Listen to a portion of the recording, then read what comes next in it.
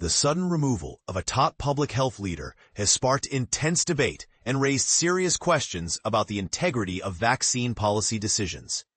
Susan Monarez, the former director of the Centers for Disease Control and Prevention, CDC, recently testified before the Senate Committee on Health, Education, Labor, and Pensions, revealing that her dismissal last month was a direct result of her refusal to bow to pressure from Health Secretary Robert F. Kennedy, Jr. to pre-approve vaccine recommendations and dismiss experienced career scientists. But here's where it gets controversial. Monarez insists she was ousted not for incompetence, but because she stood firm on scientific evidence over political ideology.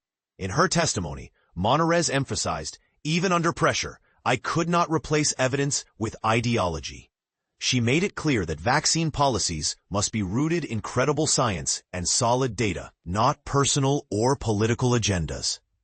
This stance directly contradicts Secretary Kennedy's public claims, including those made in a Wall Street Journal op-ed and during a congressional hearing earlier in September, where he suggested Monarez was fired due to a lack of trustworthiness.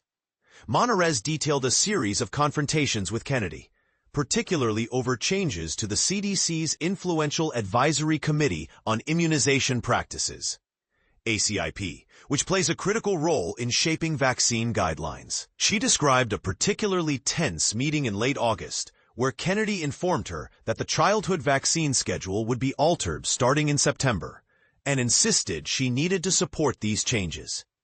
This demand, she testified, was part of a broader effort to control vaccine policy decisions. Senator Bill Cassidy, a Republican physician who chairs the committee and was instrumental in advancing Kennedy's nomination, opened the hearing by highlighting Monarez's unique position as the first CDC director ever confirmed by the Senate with unanimous support from his party. At her swearing-in, Kennedy himself praised her, calling her scientific credentials unimpeachable. Cassidy posed a critical question to the committee and the public. What happened? Did we fail? Was there something we should have done differently? The American people deserve all the facts, not a version that fits a particular narrative or agenda. Adding to the gravity of the situation, Dr. Deb Howry, the CDC's former chief medical officer, also testified. She, along with other senior officials, resigned in protest at the end of last month, signaling deep internal dissent over the agency's direction under Kennedy's leadership. This hearing comes just before the next ACIP meeting scheduled for Thursday morning in Atlanta, a meeting now shadowed by controversy. In June, Kennedy dismissed the entire 17-member advisory panel, replacing many members with individuals known for their skepticism toward vaccines. He further expanded the panel with 5 additional members just recently, raising eyebrows among public health experts and vaccine advocates alike. Monarez also recounted a troubling incident following the August 8th shooting at the CDC headquarters in Atlanta. Kennedy ordered her to return to Washington, D.C., which would have caused her to miss the memorial service for the fallen officer.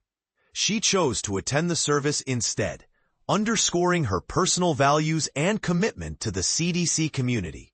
When Monarez finally met with Kennedy on August 25th, he demanded she pre-approve the vaccine advisory panel's upcoming recommendations, and suggested she resign if she was unwilling to comply. He just wanted blanket approval, she testified.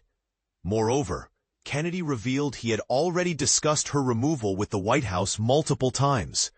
This unfolding story highlights a profound clash between scientific integrity and political influence within one of the nation's most critical public health institutions.